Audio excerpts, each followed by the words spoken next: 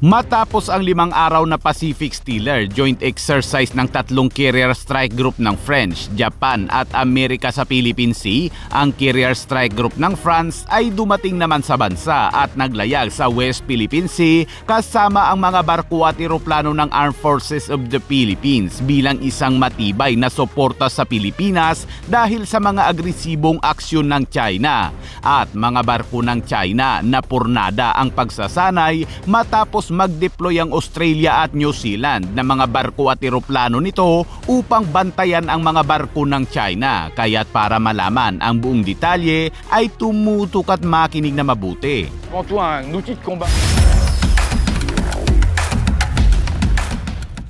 Ilang araw lang ang nakalipas mula na magsagawa ng joint exercise ang 3 carrier strike group ng French, Japan at Amerika sa Philippine Sea. Ang carrier strike group ng French ay sunod namang tumungo sa Pilipinas upang yayain ang Philippine Navy na magsagawa ng joint exercise sa West Philippine Sea. Nakibahagi ang Armed Forces of the Philippines at French Navy sa isang maritime cooperative activity kahapon na minarkahan ng ikatlong magkasunod na linggo ng joint maritime activities ng AFP sa West Philippine Sea sa loob ng Joint Operational Area ng Northern Luzon Command. Dito ay nagtulungan ng mga puwersa ng Pilipinas at French Navy sa isang serye ng mga aktibidad na idinisenyo upang pahusayin ang kanilang interoperability, komunikasyon at kakayahan sa pagtatanggol. Kabilang sa mga assets ng Pilipinas na lumahok sa MCA na ito ay ang BRP Jose Rizal, BRP Gregorio del Pilar, C-90 aircraft, 2 FA-50 fighter jets at ilang Philippine Air Force Search and Rescue units. At sa panig naman ng French Navy na lumahok sa ehersisyo ay ang nuclear power aircraft carrier nito na FS Charles de Gaulle, FS Provence Destroyer,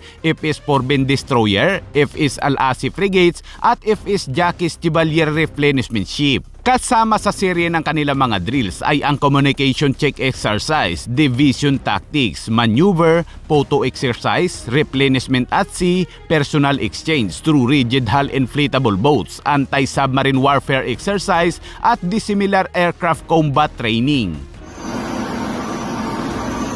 Bago pa man dumating ang carrier strike group ng French sa bansa ay nauna munang dumating sa Clark Air Base ang isang Atlantic II Maritime Patrol Aircraft upang ipaalam sa Armed Forces of the Philippines na paparating ang kanilang puwersa sa Pilipinas. Ang sunod-sunod na pagsasagawa ng MCA sa bansa kasama ang iba pang mga bansa na kapareho ang pag-iisip ay binibigyang diin ang lumalaking international na pagtutok sa maritime security sa West Philippine Sea at naglalayong palakasin ng interoperability at mga kakayahan sa pagtatanggol sa mga kaalyado at kasosyong bansa. Ayon naman kay AFP Chief of Staff General Romeo Browner, sa pamamagitan ng Joint Maritime Cooperative Activities at Collaborative Efforts, hinahangad ng AFP na bumuo ng mas malakas, mas matatag na sistema ng depensa na handang tugunan ng mga hamon ng modernong security landscape. Ang flagship aircraft carrier ng French Navy na Charles de Gaulle ay dumaong din sa Pilipinas sa unang pagkakataon.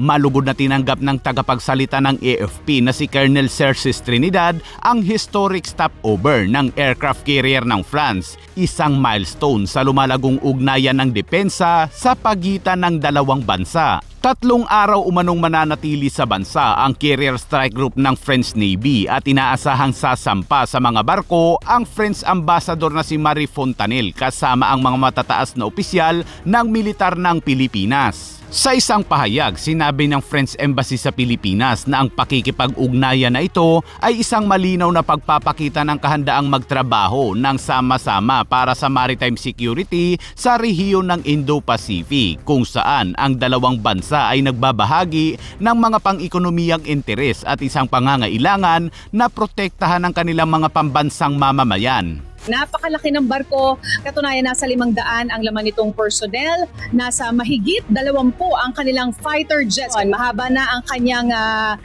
karanasan at history dahil lumaban yan sa mga giyera sa Libya, sa Syria at Afghanistan. Pero ngayon, kapayapaan ang isinusulong ng puwersa ng mga Pranses. Sa pagbisita ng carrier strike group ng French sa bansa ay malamang nainggit na naman ang China mga kabayan, pero pero posible ring dumaong sa bansa ang mga barko ng China. Yun ay kapag Duterte na muli ang namumuno sa bansa.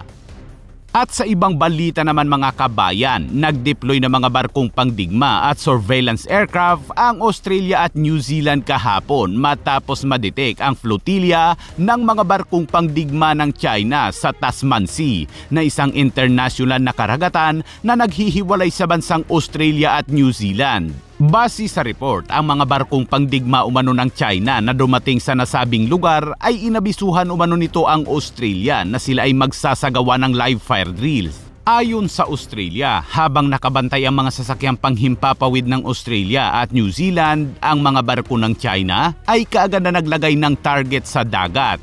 Ngunit hindi nagtagal ay kinuha din umano ng China ang nilagay nitong target sa dagat at nagmaniobra paalis sa lugar. At wala umanong nangyaring live fire drills ayon yan sa Australia. Abay baka nahiya lang ang China mga kabayan.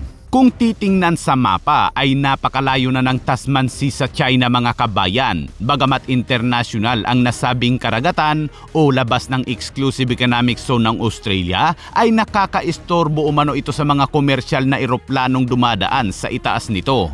Ayon sa Australia, ang tatlo umanong sasakyang pangdagat ng People's Liberation Army Navy ay ang Hingyang Frigate, Sunji Cruiser at Winshan Hu Replenishment Ship ay nasa layong 340 nautical miles mula sa New Wallis, Australia South Coast. Bagamat ang drills ay isinagawa sa international waters, ito ay makabuluhang nakakagambala at nagdudulot umano ng mataas na panganib sa mga komersyal. At yan muna ang bago nating update mga kabayan, at kung gusto mo na mga balitang katulad nito ay huwag kalimutang i-like ang video at mag-subscribe para updated ka sa araw-araw na balitang inihahatid ko. Happy weekend mga kabayan!